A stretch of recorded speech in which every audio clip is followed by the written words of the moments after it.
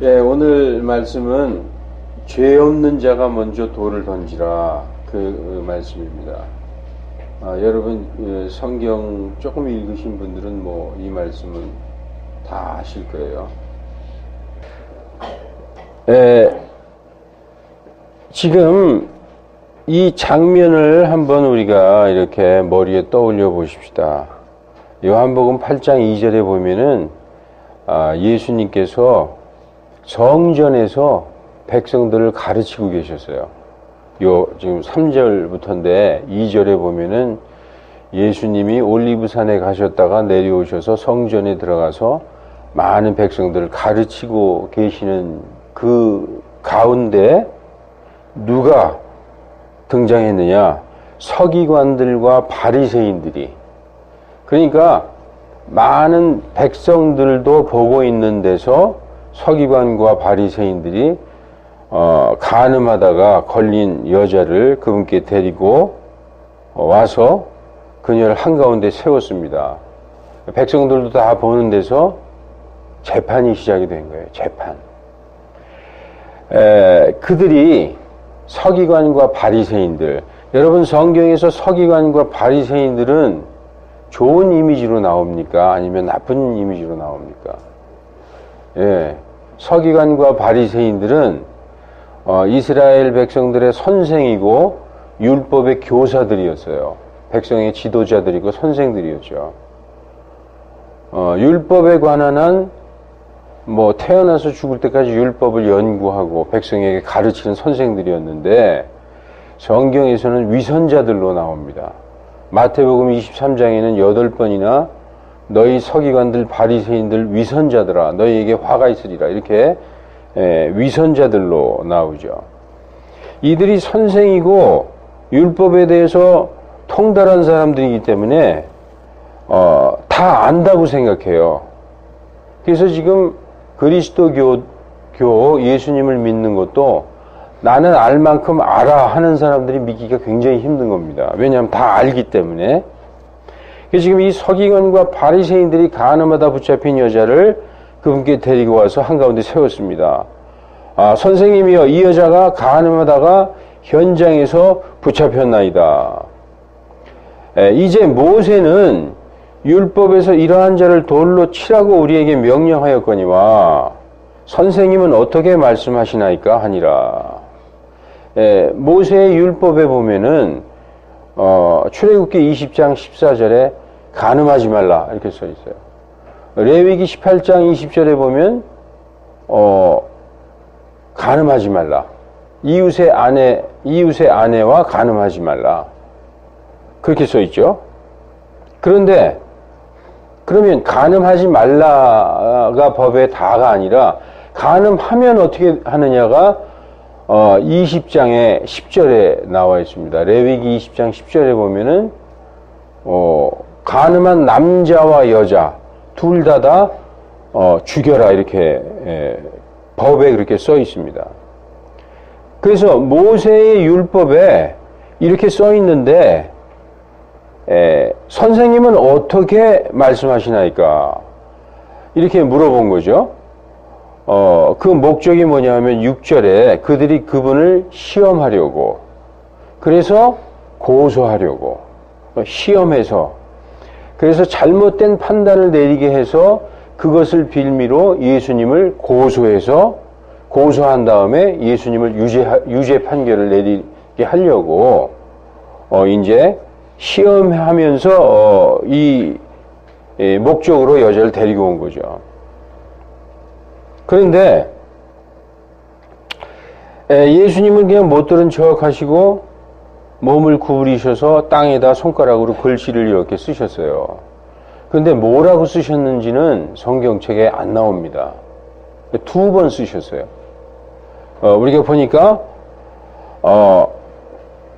6절에 못 들은 척 하시고 그들의 말을 못 들은 척 하시고 몸을 구부리고 땅에다 뭐라고 쓰셨어요. 그러면서 그들이 계속 다그쳐서 묻는 거예요. 선생님은 어떻게 해야 된다고 생각하십니까? 선생님의 판단은 무엇입니까? 계속 다그쳐 묻는 거죠. 그분께서 이제 땅에다가 이렇게 쓰시다 말고 일어나셔서 놀라운 말씀을 하죠. 너희 가운데 죄 없는 자가 먼저 그녀에게 돌을 던지라 하시고 이제 두 번째 또 뭐라고 쓰시는 거예요. 그러니까 두 번 쓰셨어요. 이것도 몰라요. 성경에 뭐라고 나와 있는지 성경에는 안 나와 있습니다. 그런데 그들이 그것을 듣고는 너희 가운데서 죄 없는 자가 먼저 그녀에게 돌을 던지라. 이 말 들었고 예수님의 말씀을 듣고 또 예수님이 뭐라고 땅에 쓴 거를 그들이 봤어요. 그러니까 듣고 읽고서는 양심의 가책을 받았다는 거죠. 이게 굉장히 중요해요. 그들이 예수님의 말씀을 듣고 예수님이 땅에 쓰신 걸 보고 마음이 찔렸다는 거예요. 마음이 찔려야 양심의 가책을 받는 거 아닙니까? 그죠? 그래서 나이가 가장 많은 자로부터 시작해서 한 사람씩 한 사람씩 그 자리를 떠나갔다는 거죠. 그래서 한 사람씩 한 사람씩 떠나가고 맨 마지막에는 예수님과 그 여자만 딱 단둘이 남았어요. 그리고 이제 우리는 그렇게 둘만 남아있는 걸로 생각하지만 예수님한테 가르침을 받던 많은 백성들은 그걸 보고 있었을 거 아니에요. 서기관과 바리새인들은 다 떠나가고 백성들은 보고 있었겠죠. 그리고 그 자리에 예수님과 여자 이렇게 둘만 남아있는 거죠. 예수님께서 일어나서 그 여자 외에는 아무도 없음을 보시고, 여기서 아무도 없다는 것은 서기관과 바리새인들은 다 갔다는 얘기예요. 백성들은 보고 있습니다. 그녀에게 이르시되 여자여 너를 고소하던 그 자들이 어디 있느냐. 이 재판은 먼저 고소하는 게 먼저예요. 고소해서 재판을 해서 정죄를 내려야 유죄가 되는 거죠. 너를 고소하던 그 자들이 어디 있느냐. 아무도 너를 정죄하지 아니하였느냐 하시니 그녀가 이르되 주여 아무도 하지 아니하였나이다. 아무도 정죄하지 않았다는 겁니다. 하매 예수님께서 그녀에게 이르시되 나도 너를 정죄하지 아니하노니 다시는 가서 다시는 죄를 짓지 말라 하시니라. 이렇게 말씀하고 있어요. 여러분, 이 간음하다가 현장에서 잡혀오면은 모세의 율법에는 사형이에요. 그런데 그들이 5절에 모세의 율법에서는 이렇게 간음하다가 걸리면은 죽이라고 이렇게 써 있는데 선생님은 어떻게 판단하십니까? 이렇게 물어본 거죠. 그런데 예수님은 여기서 말씀하신 게 딱 한 번밖에 없어요. 너희 가운데 죄 없는 자가 먼저 그녀에게 돌을 던지라. 그런데 그 말씀하시기 전에 땅에 뭐라고 썼는데 이 뭐라고 썼을까? 그게 저도 궁금해요. 근데 제가 이제 그거를 성경으로 유출을 해봤는데 이게 맞는 건 아닙니다. 이게 성경에 안 나와 있기 때문에 이게 저 개인의 유추예요. 성경의 해석이라는 거죠. 그런데 이제 성경에 있는 말씀을 가지고 할게요. 5절에 모세는 율법에서 이러한 자를 돌로 치라고 우리에게 명령하였거니와. 그러니까 지금까지 쭉 이스라엘 백성들은 유대교 모세 오경을 지키면서 살아왔죠. 근데 선생님은 어떻게 말씀하시나이까? 출애굽기 20장 14절에 너는 간음하지 말라. 그리고 18장 20절에 이웃의 아내와 육체적으로 함께 누워 그녀와 내 자신을 더럽히지 말라. 이게 이제 간음하지 말라예요. 그런데 간음했을 경우에는 어떻게 하느냐? 간음했을 경우에 모세의 율법에는 이렇게 써 있다는 거예요. 다른 남자의 아내와 간음하는 남자, 곧 자기 이웃의 아내와 간음하는 자가 있을 경우 그 간음한 자와 그 간음한 여자를 반드시 죽일지니라. 둘 다 죽여야 되는 것이죠. 자, 오늘 8장 5절에 모세의 율법에는 이러한 자를 죽이라고 하는데 선생님은 어떻게 말씀하시겠나이까? 예수님이 마태복음에서 말씀하신 적이 있어요. 옛사람들이 말한 바, 즉 모세의 율법에 우리 조상들이 쭉 지켜온 그 율법이 말하는 바, 너는 간음하지 말라 한 것을 너희가 들었으나 나는 너희에게 이르노니. 이게 예수님의 판단은 이거라는 거예요. 율법엔 이렇게 해서 다 죽이라고 되어 있는데 선생님은 어떻게 생각하십니까? 나는 너희에게 이르노니 누구든지 여자를 보고 음욕을 품은 자는 이미 마음속으로 그녀와 간음하였느니라. 이렇게 말씀하고 있죠. 예수님의 판단은 이 판단이에요. 제가 볼 때는. 근데 거기엔 뭐라고 써 있다고 돼 있지는 않지만 성경적으로 우리가 추측해 보건대 예수님은 전에 이런 말씀을 하셨어요. 그리고 예수님은 땅에다가 누구든지 여자를 보고 음욕을 품는 자는 이미 그녀와 간음하였느니라. 이렇게 쓰실 수도 있다는 얘기죠. 그걸 읽었어요. 누구든지 여자를 보고 음욕을 품는 자는 이미 그녀와 간음하였느니라. 그러면서 예수님이 너희 중에 죄 없는 자가 먼저 돌로 그녀를 쳐라. 그러니까 율법은 마음을 다스리는 법이 아닙니다. 가능한 적이 그 사실이 그냥 없다. 들키지만 않았으면 유죄 판결 안 받아요. 그런데 예수님은 그리스도의 복음은 우리의 마음에 호소하는 법이에요. 율법과는 차원이 다른 법이죠. 예.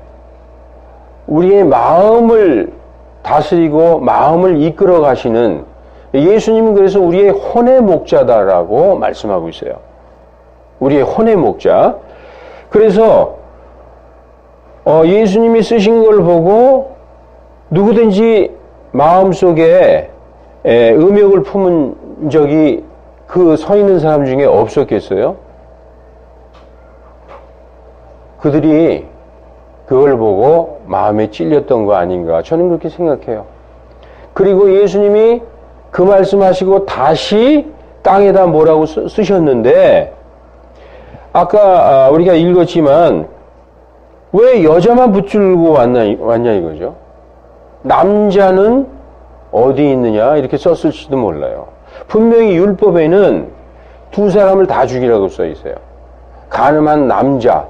현장에서 붙잡혔다면은 반드시 그 남자도 있었을 거 아니에요. 그죠? 현장에서 우리가 여인을 붙잡아 왔나이다. 그러면 분명히 남자도 있었는데 여자만 데리고 왔어요. 그러니까 분명히 율법에는 남자와 여자를 둘 다 죽이라고 그랬는데 남자는 어디 갔느냐. 그러니까 이들이 여자를 데려온 목적은 예수님을 시험해서 예수님을 고소하려고 데리고 온 거죠. 여러분, 거기 있던 서기관과 바리새인들은 나이 많은 사람부터 하나둘씩 슬그머니 다 이제 돌아갔는데 양심의 가책을 받아서 돌아간 것입니다. 요즘에 반대로 돼 있죠. 여자가 현장에서 간음하다가 붙잡혀서 끌려온 게 아니라 요즘에 우리 대한민국 사회 미국에서 시작됐다고 하지만 미투 운동을 보면은 남자가 끌려와서 법정에 딱 서서 많은 사람들의 심판을 받고 정죄를 받아서 심지어 자살하는 사람도 있습니다. 근데 예수님은 그 유다 사회에서 반드시 마땅히 죽여야 될 그 여자를 예수님 앞에서 그 여자는 살아났어요. 그런데 그 여자가 바로 오늘날 저와 여기 앉아있는 우리 개개인이라는 것입니다. 우리는 간음을 하지는 않았을지 몰라도 살인했다거나 아니면 부정한 일을 했다거나 여러 가지 더러운 죄를 범한 적이 있어요. 예수님은 너는 가서 두 번 다시 간음하지 말라 그러지 아니하시고 가서 죄 짓지 말라. sin no more 그렇게 말씀하셨어요. 그러니까 그 간음이라는 것은 그냥 그 죄를 대표하는 어떠한 하나를 얘기하는 것입니다. 우리 모두는 세상 사람들 앞에 끌려 나와서 다 정죄받고 고소당할 그런 죄인인데 예수님 앞에만 나오면은 예수님은 우리를 용서해 주신다는 거예요. 그 여자가 산헤드린으로 끌려갔으면 그 여자는 돌에 쳐 죽임을 당했을 것입니다. 예수님은 나는 세상을 정죄하러 오지 아니하고 구원하러 왔다라고 말씀하고 있어요. 한번 보실까요?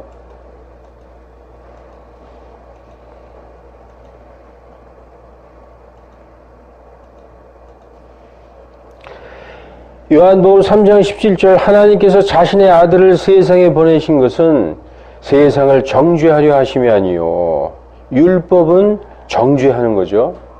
그래서 율법에 의하면 그 여자는 돌로 쳐 죽임을 당해야 되는 것이죠. 그런데 예수님을 통해서 세상을 구원하려 하십니다. 그 끌려온 그 여자가 제가 성경을 읽다가 바로 이게 바로 나구나 그런 걸 느꼈어요. 바로 내가 그 죄인이고 마땅히 죽어야 될 그런 자인데 주 예수님 앞에 나왔을 때 우리는 예수님의 그 사랑과 그 우리를 대속하심으로 용서받을 수 있는 유일한 길이 바로 예수님 앞이라는 거죠. 여러분, 그들이 마음에 찔려서 하나씩 빠져나갔죠. 예수님은 육신을 입고 오신 하나님이에요. 하나님이 너희 가운데 죄 없는 자가 먼저 그녀를 돌로 쳐라 하실 때에 그들은 마음에 찔림을 받았어요.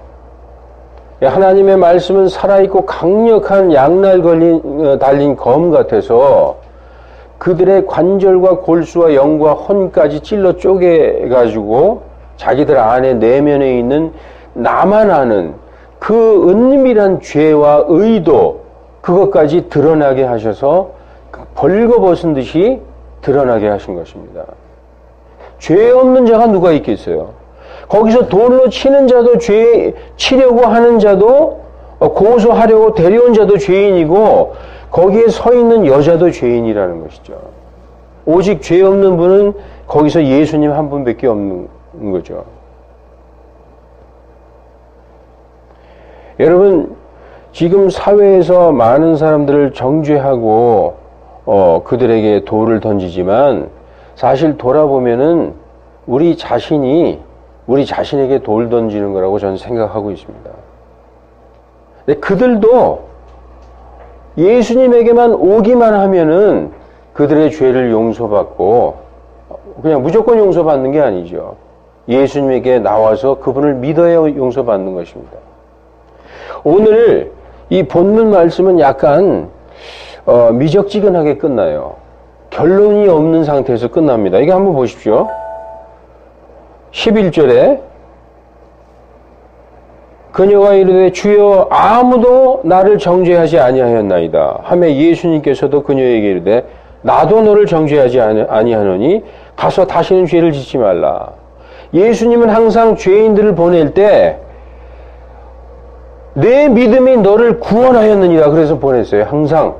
근데 이 장면에서만큼은 내가 구원받았느니라 이런 말씀을 하신 적이 없어요.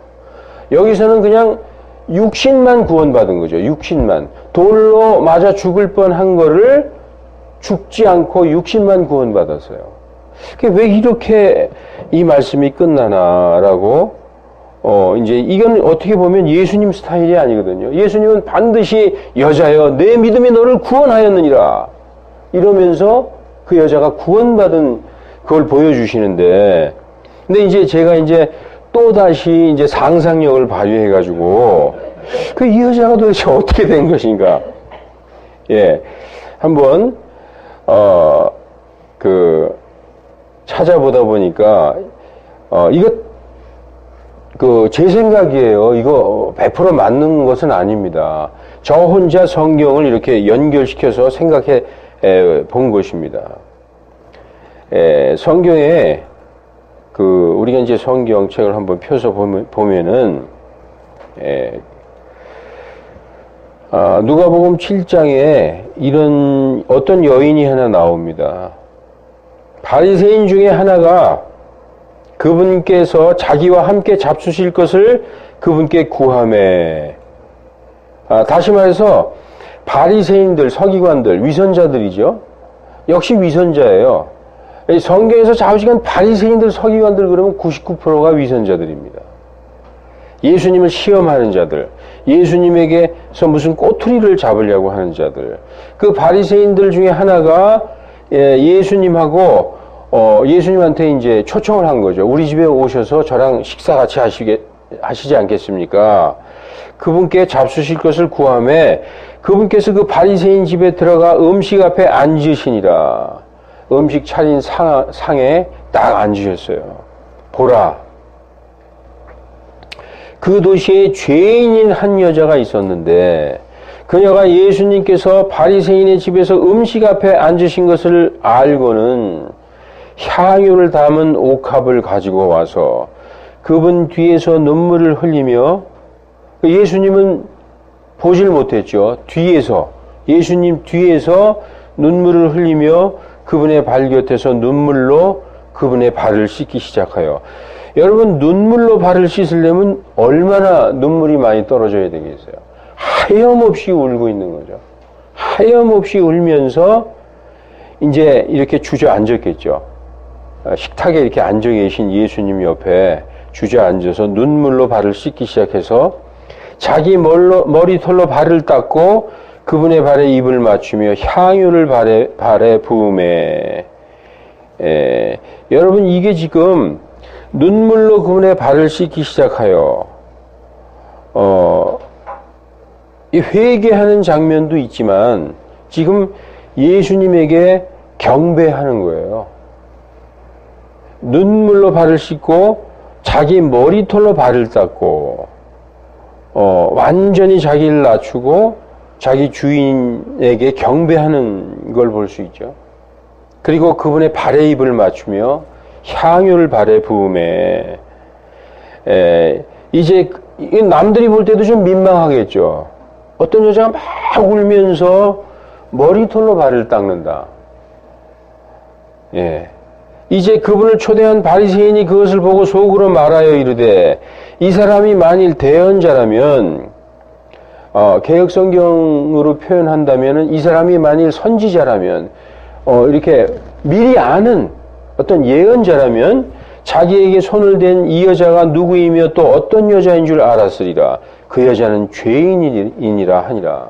바리새인이 이제 건너편에 예수님에게 막 눈물 흘리면서 닦고 있는 여자를 보고 예수님은 이제 그 여자를 보지 않은 상태에서 이렇게 앉아 계시는데 당신이 진짜 대언자라면 이 여자가 어떤 여자인지 알 텐데 이 여자는 이 도시에서 다 아는 죄인인데 이렇게 하고 있는 거예요. 이 상황이 상상되시죠?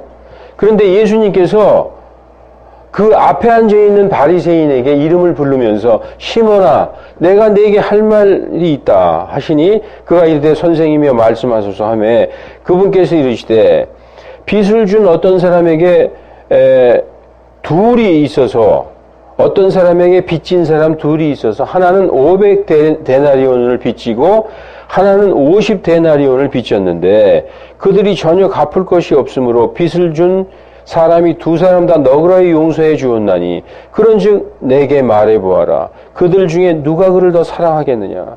여러분 간단해요. 어떤 사람이 빚을 누구에게 줬는데 한 사람에게는 1,000만 원을 빌려주고 한 사람은 100만 원을 빌려줬어요.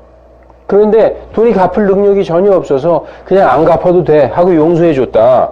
누가 더 그분을 용서해 준 사람에게 감사하고 사랑하겠느냐? 이렇게 질문하죠. 그러니까 그 바리새인 시몬이 내 생각에는 많이 용서해 준 사람이니이다 라고 얘기하고 있어요. 1,000만 원, 100만 원을 용서받은 사람보다 1,000만 원을 탕감받은 사람이 더 감사하게 생각하지 않을까요? 라고 대답을 했죠. 그러니까 그분께서 그에게 내가 옳게 판단하였도다 라고 말씀하고 있어요. 그러면서 예수님이 이렇게 얘기합니다. 그 여자에게로 돌이키시며 이제 비로소 그때서야 그 여자를 이렇게 보시는 거죠. 시몬에게 이르되, 이 여자를 보면서 시몬에게 얘기를 하는 거예요. 내가 이 여자를 보느냐? 내가 내 집에 들어올 때 너는 내게 발 씻을 물도 주지 아니하였으되. 이스라엘은 그 손님이 오면은 무조건 발을 씻을 물을 들여서 잘 사는 뭐 하인이 있는 집은 하인이 손님의 발을 씻어주는 거죠. 왜냐? 샌들을 신고 다니니까. 그런데 내가 내 집에 들어올 때 너는 내게 발 씻을 물도 주지 아니하였다. 이것은 예수님을 손님 대접을 한 게 아니에요. 이 여자는 눈물로 내 발을 씻고 자기 머리털로 발을 닦았으며 너는 내게 입 맞추지 아니하였을 때.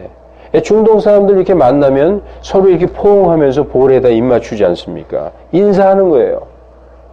그런데 이 여자는 너는 나에게 발 씻을 물도 주지 않냐고 입 맞추지도 않았다. 이 여자는 내가 들어올 때부터 내 발에 입을 맞추는 것을 그치지 아니하였고 너는 내 머리에 기름을 붓지 아니하였을 때 이 여자는 향유를 내 발에 부었느니라.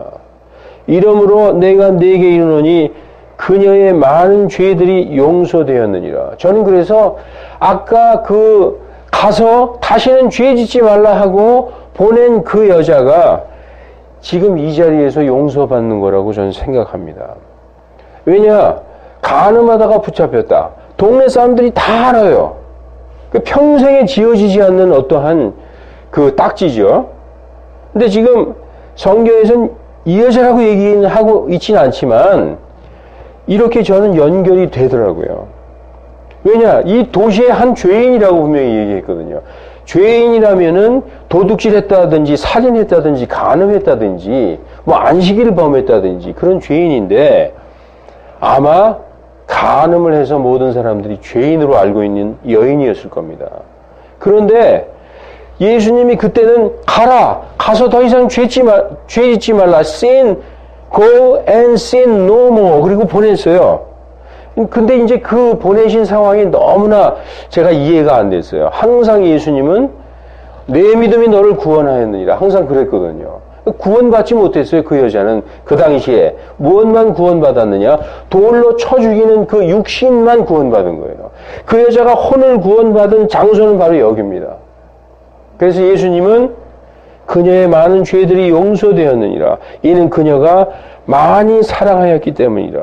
그러나 적은 것을 용서받은 자 곧 그는 적게 사랑하느니라 하시고 그녀에게 이르시되 내 죄들이 용서되었느니라 하시니 그분과 함께 이제 음식 앞에 앉은 자들이 야, 이 사람이 누구에게 죄들도 용서하는가? 신성모독이다 그랬겠죠. 하나님만이 죄를 용서하실 수 있는데 어찌 사람인 주제에 죄를 용서하였다. 여기 나오죠. 내 죄들이 용서되었느니라. 어떻게 저렇게 말할 수 있느냐. 신성모독이다. 이제 그렇게 생각했겠죠. 그분께서 그 여자에게 이르시되 이제 비로소 내 믿음이 너를 구원하였으니 평안히 가라. 그래서 요한복음 8장의 그 여자는 바로 이 여자라고 저는 나름대로 확신을 하는데 이 여자는 누구냐? 여러분이 잘 아는 여자예요. 여러분 나사로 다 알죠? 나사로. 요한복음 11장에 이제 나사로라는 어떤 사람이 병들었는데 그는 마리아와 그녀의 언니 마르다의 고을 베다니 출신이더라. 그 마리아는 향유를 주께 붓고 자기 머리털로 그분의 발을 닦던 자더라. 그녀의 오라비 나사로가 병들었도다. 그러니까 이 바로 향유를 붓고 눈물로 예수님의 발을 닦던 여자는 바로 나사로의 누이 마리아였던 것입니다. 여러분, 이 세상에 지금 미투 운동에 같은 어떤 눈에 띄는 범죄를 저질러서 용서받지 못해서 모든 사람들이 가운데 세워놓고 돌을 던질 준비를 하고 있고 돌을 던지고 있어요. 예. 물론 죄를 졌어요. 죄가 없다는 건 아닙니다. 그런데 그러한 사람들, 즉 우리의 죄들이 드러나지 않았지만 우리도 모든 사람들이 언제든지 돌을 던질 수 있는 죄를 지은 죄인들이에요. 그런데 그 죄인들이 예수님 앞에 나오면 예수님은 언제든지 우리의 죄를 용서해 주시고 우리를 기다려 주시는 거예요. 예, 이 세상 날 버려도 주 예수 나 안 버린다는 거예요. 오직 예수님만은 우리를 용서해 주시는 거죠. 지금 이 마리아는 예수님으로 인해서 그 돌에 죽지 않고 생명을 구원을 받았어요. 육신을 구원을 받았지만 그 나를 구원하신 예수님을 생각하면 그 예수님의 은혜가 얼마나 큰지 시간이 지나면 지날수록 정말 로마서의 5장 20절에 그런 말씀이 있습니다. 로마서 5장 20절에 보면 죄가 넘치는 곳에 은혜가 넘친다. 우리 한번 볼까요? 그래서 많은 것을 용서받은 사람은 많이 사랑하게 되어 있는 것입니다. 죄가 넘친 곳에 은혜가 더욱더 넘쳤다. 여러분, 나는 별로 죄 없어. 나는 살면서 그렇게 큰 죄 지은 적이 없어. 하는 사람들은 예수님을 많이 사랑하려야 사랑할 수가 없어요. 그런데 이 세상에서 나보다 더 큰 죄인이 없구나. 정말 사도 바울이 죄인의 괴수가 바로 나다라고 고백한 그 고백이 바로 나의 고백이구나. 라고 생각하면은 그 사람은 예수님을 많이 사랑하는 사람이라는 거죠. 예. 그래서 여러분 정말 눈물로 예수님의 발을 씻고 내 머리카락으로 예수님의 발을 닦을 수 있는 그런 영광. 여러분 민망한 게 아닙니다. 그러한 영광이 여러분의 것이 되기를 정말 예수님의 이름으로 축원합니다. 우리는 세상 사람들을 정죄하고 판단하지만 거기서 돌을 던져서 죽이려고 했던 서기관 바리새인들이나 아니면 그것을 다 보고 있던 백성들이나 거기에 죽을 수밖에 없었던 여자나 다 죄인들이었다는 거예요. 전부 다 죄인들이었다는 것이죠. 그래서 마태복음에 그런 말씀이 있죠. 7장에 아무도 판단하지 말라. 너희가 판단하는 그 판단으로 오히려 너희 자신을 정죄하기 때문이다. 예, 다른 사람을 판단하는 것으로 너희 자신을 정죄한다. 라고 말씀하고 있는 것입니다. 성경에서 예수님께 그 향유를 부은 여자는 2명이 나옵니다. 그런데 그 2 여자 중에서 한 여자는 머리에다 향유를 부었어요. 근데 지금 오늘 이 마리아는 예수님의 발에다 향유를 부었죠. 그러니까 예수님은 머리에서부터 발끝까지 향유를 부어 기름 부음을 부어 마땅하신 분이시죠. 머리에 기름을 부은 사건은 마태복음과 마가복음에 나와요.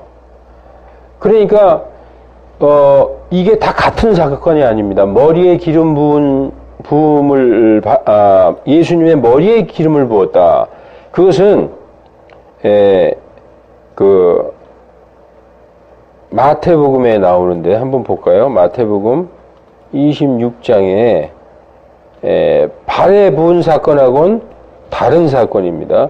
이제 예수님께서 베다니의 나병 환자 시몬의 집에 계실 때, 아까는 바리새인 시몬의 집에 계실 때였고, 이제 베다니의 나병 환자 시몬의 집에 계실 때 한 여자가 매우 귀한 향유를 담은 옥합을 가지고 그분께 와서 음식 앞에 앉으셨을 때 그분의 머리에 부었다. 머리에 부었어요. 근데 이 머리에 부은 이유는 뭐냐? 예수님이 그래요. 제자들이 막 그러죠. 아니 그 비싼 거를 말이야 가난한 자들에게 팔아서 구제할 것이지 그 비싼 것을 낭비하느냐 막 그러죠. 예수님은 그냥 둬라. 이 여자가 나의 죽음을 장사를 위해서 준비했다. 이 여자는 내게 선한 일을 하였느니라 하면서 뭐라고 얘기하였느냐. 그녀가 내 몸에 향유를 부은 것은 나를 장사 지내기 위함이라. 마태복음 28장에 끝나죠. 예수님이 거의 십자가에 달리기 직전에 예수님께 장사를 지내기 위해서 향유를 부은 사건이 머리에다 부은 사건이 나옵니다. 이게 마태복음 26장에 있지만 똑같은 사건이 마가복음 14장에 나와요. 마가복음 14장에 여기도 베다니 나병 환자 시몬의 집에서 음식 앞에 앉으시니 한 여자가 매우 귀한 나드 향유를 담은 옥합을 가지고 와서 그것을 깨트려 어디에 부었다? 머리에 부으매. 아까 마리아는 발에 부었죠? 머리에 부었어요. 왜 이렇게 그 비싼 걸 허비하느냐 막 비난을 하죠. 그래서 예수님께서 그 여자는 내게 선한 일을 하였느니라. 똑같이 곧 장사 지내는 일을 위하여 미리 와서 내 몸에 기름을 부었느니라.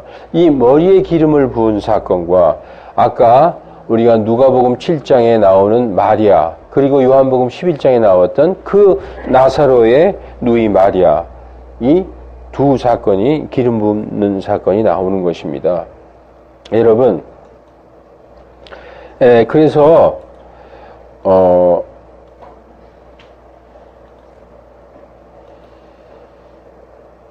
예수님께서 여자여 너를 고소하던 그 자들이 어디 있느냐? 아무도 너를 정죄하지 아니하였느냐? 고소가 먼저고 고소해서 법정에서 재판이 열려서 유죄 판결 받는 게 정죄죠. 세상 사람들은 항상 우리를 정죄해요. 그런데 그 세상 사람들이 정죄하는 것과 똑같이 계시록 12장 10절에 우리 형제들을 밤낮으로 고소하는 자, 누가? 마귀가 밤낮으로 우리를 고소한다는 거예요. 마귀가 우리 성도들을 밤낮으로 고소하던 자가 쫓겨났도다라고 계시록 12장 10절에 나와 있죠. 여러분, 마귀는 우리를 정죄해서 우리를 지옥에 끌고 가고 유죄 판결을 받아서 죄에 싹은 사망으로 우리를 영원한 사망 불지옥에 끌고 가려고 하죠. 세상도 우리를 정죄해요. 그런데 예수님은 뭐라고 얘기하세요? 나도 너를 정죄하지 아니하노라. 살아있는 이 순간에 예수님께 가까이 나가시기 바랍니다. 예수님을 꼭 붙들고 그분께 나갈 때 여러분이 지은 모든 죄는 예수님께서 용서해 주시고 받아주시고 용납해 주시는 거예요. 이게 우리를 사랑하시는 사랑으로 우리에게 긍휼을 베풀어 주시고 우리를 정죄하지 아니하시는 것입니다. 자, 죄는 the sin으로서 단수로 되어 있어요. 죄들은 우리가 짓는 그 죄의 그 열매들이죠. 죄들. 여기서 보면은 마태복음 6장 14, 15절에 너희가 사람들에게 그들의 범법을 용서하면 너희 하늘 아버지께서도 너희를 용서하려니와. 만약에 너희가 사람들에게 그들의 죄를 용서하면 이렇게 되면 잘못되는 겁니다. 사람은 죄는 용서할 수 없어요. 죄를 용서하실 수 있는 분은 오직 하나님 한 분이에요. 그러나 범법, trespass, 이것은 사람들 사이에서 잘못하는 거, 나를 괴롭게 했다든지, 나를 기분 나쁘게 했다든지, 나를 무시했다든지, 이런 건 용서할 수 있는 거예요. 그래서 이런 범법과 불법과 죄를 다 하나로 생각하면 잘못된다는 거죠. 킹 제임스 성경 이거를 정확하게 구분해 놨어요. 죄는 sin이라고 해놓고 불법은 iniquity라고 이렇게 설명하고 있고 범법 잘못은 trespass라고 되어 있습니다. 우리는 사람들이 우리에게 잘못을 할 때 관대하게 용서해 줄 수가 있어요. 그러나 죄는 내가 용서했더라도 하나님이 용서하셔야 그 죄는 용서받는 것입니다. 예, 하나님이 용서하셔야 용서받는 것이죠.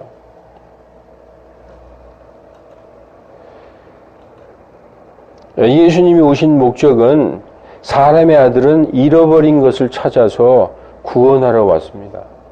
아까 우리 가늠하다 현장에서 붙잡힌 그 여자도 잃어버린 자였었죠. 잃어버린 자였었습니다.